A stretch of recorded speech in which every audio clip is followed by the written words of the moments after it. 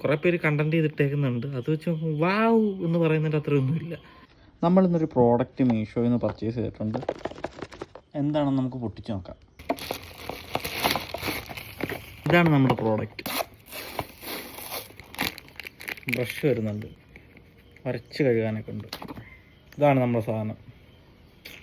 ക്ലീനറാണ്, shoes ക്ലീനറാണ്. കഴുകണ്ട, ഇത് ഒരു form പോലത്തെ ഒരു സാധനമാണ്. ഇങ്ങനെ അടിച്ചതിന് ശേഷം ജസ്റ്റ് ഇത് വെച്ച് രണ്ടൊരയ്ക്കുക, തുടച്ചെടുക്കുക, ഇത്രയേ ഉള്ളൂ പരിപാടി. ഷൂ ലൈസൊക്കെ കഴുകാനൊക്കെ കൊണ്ടൊരു സംഭവം വരുന്നുണ്ട്. ഇത് നമ്മൾ പാത്രത്തിൽ ഒഴിച്ചതിന് ശേഷം മുക്കി വെച്ചതിന് ശേഷം കുറച്ച് കഴിയുമ്പോൾ പിഴിഞ്ഞെടുത്ത് കഴിഞ്ഞാൽ അതെല്ലാം മൊത്തം ഒഴുക്കും പോകുന്നതാണ് ഇവർ പറയുന്നത്. ഈ ചെരുപ്പ് ഒന്ന് വൃത്തിയാക്കി നോക്കാം. നമുക്ക് ഓൺലൈനിൽ 223 അത്ര എങ്ങാണ്ടേ ഉള്ളൂ ഈ ഒരു പ്രോഡക്റ്റിൻ്റെ റേറ്റ്. എൻ്റെ കൂടെ നമുക്കിത് വൃത്തിയാക്കാനുള്ള ഈ ബ്രഷ് സഹിതം കിട്ടുന്നുണ്ട്.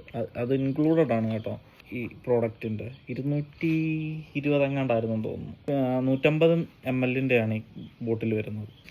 ഷെയ്ക്ക് ചെയ്യുക, ഇങ്ങനെ പതയാക്കി കൊടുക്കുക, ഇതെടുക്കുക, ഇങ്ങനെ ഉരയ്ക്കുക. പരസ്യത്തിനകത്ത് കണ്ടത് ഭയങ്കരമായിട്ട് അഴുക്കുള്ള ചെരുപ്പ്, ചുമ്മാ ഇത് അങ്ങോട്ടും ഇങ്ങോട്ടും ഉരച്ച് തുണി കൊണ്ട് ഉരയ്ക്കുമ്പം ഭയങ്കരമായിട്ട് വെളുത്തിരിക്കും. ഇത് അത്രയൊന്നുമില്ല കേട്ടോ.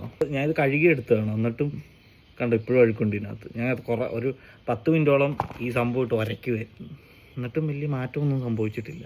കുറച്ച് സമയം എടുത്ത് തേച്ചുരച്ച് കഴിഞ്ഞാൽ നല്ലപോലെ വെളുക്കുമായിരിക്കും കേട്ടോ. ഇതിപ്പം ഞാൻ ഒരു 10 മിനിറ്റ് പണിതുകൊണ്ടാണ് ഇത്ര ആയത്. നമ്മൾ പിന്നെയും ഒരു വട്ടം കൂടി ക്ലീൻ ചെയ്ത് കുറേ സമയം ഇരുന്ന് ഉരച്ച് നല്ല പണിയെടുത്തിട്ട് ഉരച്ചിട്ട് ഏകദേശം ഇത്രയും ആക്കി എടുത്തിട്ടുണ്ട്. ഈ പ്രോഡക്റ്റ് ഒട്ടും വെളുക്കില്ലെന്നല്ല ഞാൻ പറയുന്നത്, പക്ഷേ ഈ കുറേ പേര് കണ്ടന്റ് ചെയ്തിട്ടേക്കുന്നുണ്ട്. അത് വെച്ച് വാവ് എന്ന് പറയുന്നതിൻ്റെ അത്രയൊന്നുമില്ല. കുറച്ച് സമയം എടുത്തു കഴിഞ്ഞാൽ, പണിയെടുത്തു കഴിഞ്ഞാൽ നല്ല റിസൾട്ട് കിട്ടും. അല്ലാണ്ട് ചുമ്മാ രണ്ടോരോ ഉരച്ചിട്ട് തുണി കൊണ്ട് തുടച്ച് കഴിഞ്ഞാൽ അഴുക്ക് പോകത്തില്ല.